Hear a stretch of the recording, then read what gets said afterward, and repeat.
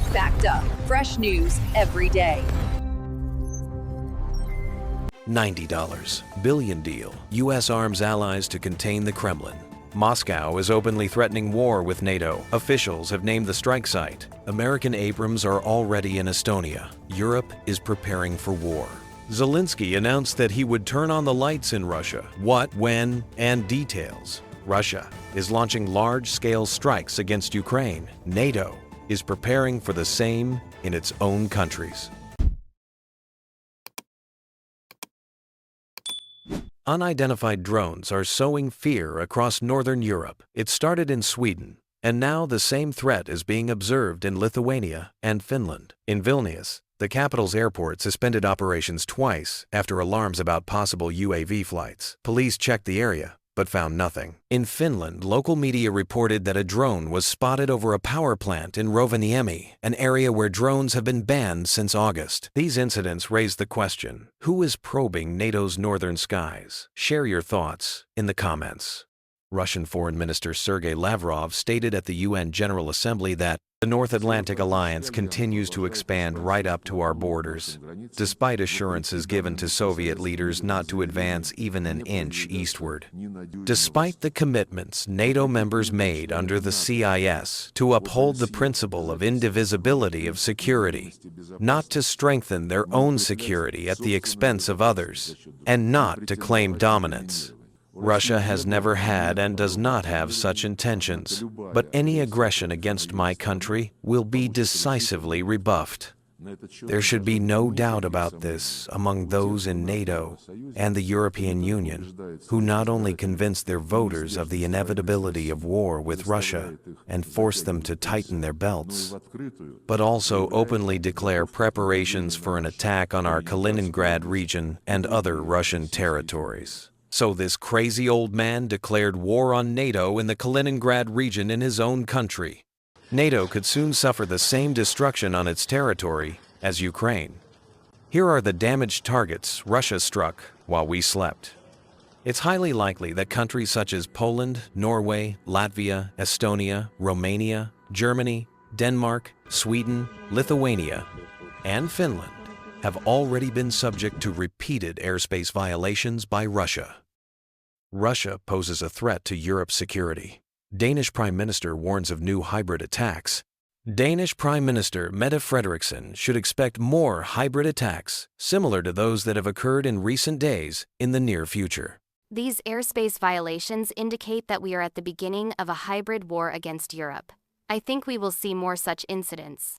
She said in an address to the nation. We can at least acknowledge that there is one country that poses the greatest threat to European security, and that is Russia, the Prime Minister said. Echelons of equipment, including American Abrams tanks, are being transferred to Estonia. Heavy equipment was spotted 100 kilometers from the border with the Russian Federation. Washington is presenting this as a NATO mission to strengthen the eastern flank and demonstrate solidarity with its allies. Tallinn welcomes this message. American troops are the backbone of the Baltic defense. However, for Moscow, this spectacle is a direct warning. America is no longer watching from afar. It is positioning its power right on Russia's border, and the pressure is obvious.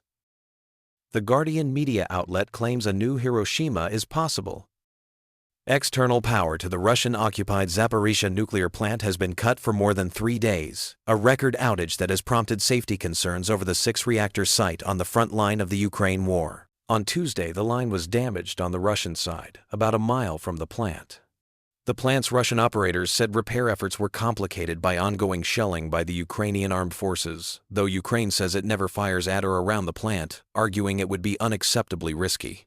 The IAEA said it had been told by the Russian operators that there was enough diesel to power the generators for 20 days without fuel resupply. But Grossi said loss of external power increases the likelihood of a nuclear accident. 7 out of 18 available generators are powering cooling on site, but if they were to fail, Ukrainian sources said, there would be a risk that the nuclear fuel in the 6 reactors would heat uncontrollably over a period of weeks, leading to a meltdown. An accelerated version of this scenario happened at Fukushima because the reactors had just been operating.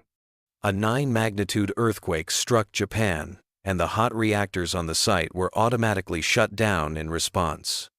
Emergency generators continued to pump cooling water around the reactor, but these were knocked out by a tsunami that followed minutes later. 3 nuclear cores at the plant melted down within 3 days, though the fuel remained contained. Nobody was killed, but more than 100,000 were evacuated. Trump says he will send troops to Portland, Oregon in latest deployment to U.S. cities.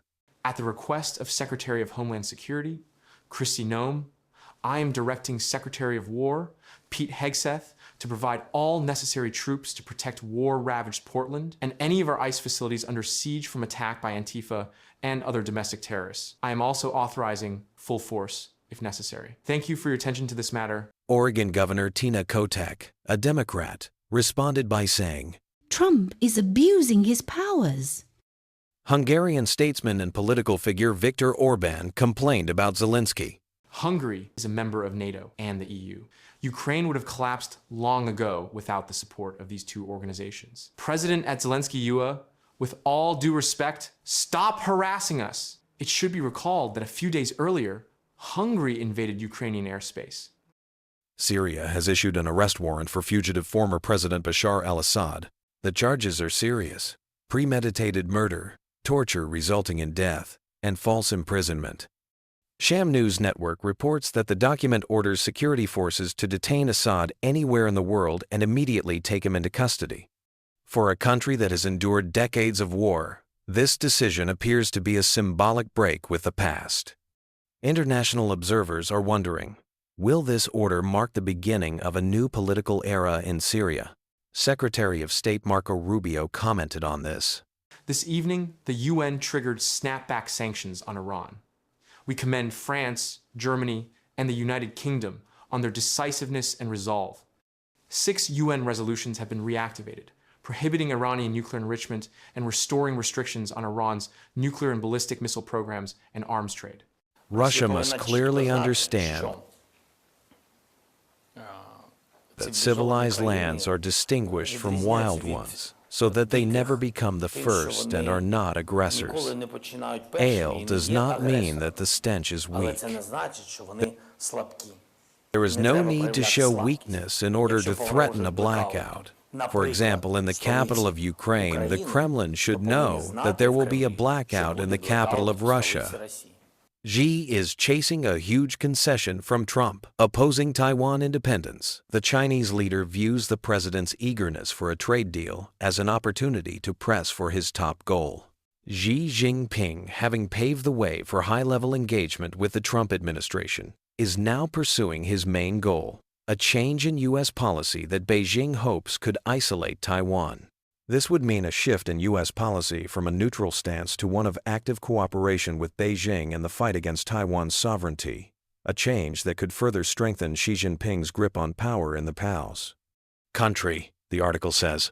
According to the sources, Xi Jinping is no longer satisfied with the U.S. position taken by the Biden administration, according to which Washington does not support Taiwan independence. America is taking a historic step.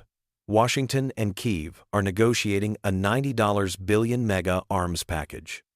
The deal promises to supply Ukraine with modern systems, ammunition, and long-range weapons, plus a separate drone contract, under which the U.S. armed forces will purchase Ukrainian UAVs.